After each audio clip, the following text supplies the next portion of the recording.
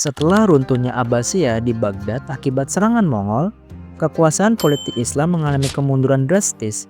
Wilayah kekuasaan terpecah menjadi kerajaan kecil yang saling berperang, menghancurkan kemajuan peradaban Islam. Ribuan buku ilmiah dibakar, meninggalkan puing-puing kebudayaan. Meski dalam keadaan kemunduran, politik umat Islam mulai bangkit dengan munculnya tiga dinasti besar seperti Utsmani di Turki, Safawi di Persia, dan Mughal di India. Dinasti Safawi yang berasal dari tarekat Safawiyah didirikan oleh Safi al-Din, seorang sufi beraliran Syiah, menjadi titik awal kebangkitan politik Islam. Safawi mengalami dua fase pertumbuhan.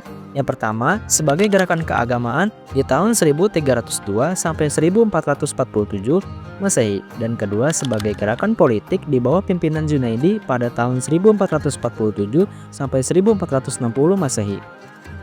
Safawi mulai menggabungkan kegiatan politik dengan keagamaan. Akhirnya dinasti ini menetapkan Syiah sebagai dasar keyakinan negara. Sejarah berdirinya dinasti Safawi. Dinasti Safawi berdiri dari tahun 1501 hingga 1736 Masehi. Muncul saat dinasti Utsmani di Turki mencapai puncaknya. Berasal dari tarekat Safawiyah di Ardabil, Azerbaijan.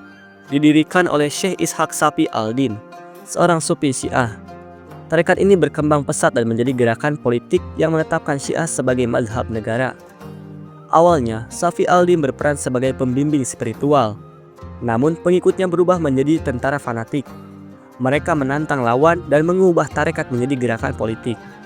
Konflik dengan penguasa Karakolnyu terjadi. Dan setelah kekalahan Junaid, kepemimpinan beralih ke Haidar yang berhasil meraih kemenangan pada 1476 Masehi.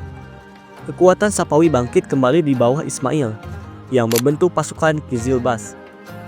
Pada 1501 Masehi, mereka mengalahkan Ak-Kollyu dan menaklukkan Tabriz, memproklamirkan berdirinya dinasti Safawi dan menobatkan Ismail sebagai raja pertamanya.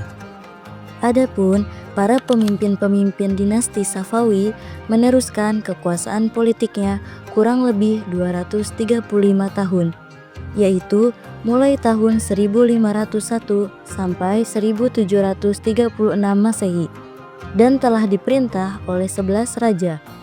Raja-raja Safawiyah tersebut diantaranya Ismail I, Tahmas I, Ismail II, Muhammad Huda Banda, Abbas I, Safi Mirza, Abbas II, Sulaiman, Hussein, Tahmas II, dan Abbas III. Di masa kepemimpinan dari para raja di atas, yang paling banyak berkontribusi ialah Ismail I dan Abbas I, khususnya dalam bidang politik, sosial, keagamaan, ekonomi, dan dalam bidang ilmu pengetahuan. Masa kejayaan dan kemajuan dinasti Safawi. Dinasti Safawi mencapai masa kejayaan dalam berbagai bidang, termasuk politik, ekonomi, ilmu pengetahuan, kebudayaan, dan militer. Raja Ismail dan Abbas I berperan penting dalam memperluas wilayah dan menciptakan kemajuan. Kepemimpinan di masa Ismail, pertama dalam bidang politik dan militer. Ismail melakukan ekspansi agresif, memperluas perbatasan, dan berperang melawan dinasti kecil seperti Ak-Koyunlu dan Karakoyunlu. Kedua, dalam bidang keagamaan, ia menetapkan Syiah Isna Asyariyah sebagai mazhab resmi, mendatangkan ulama untuk memperkuat ajarannya. Ketiga, dalam bidang pemerintahan, Ismail memperbaiki sistem administrasi dan menjalin hubungan dengan negara-negara Eropa, serta membentuk lembaga-lembaga pemerintahan.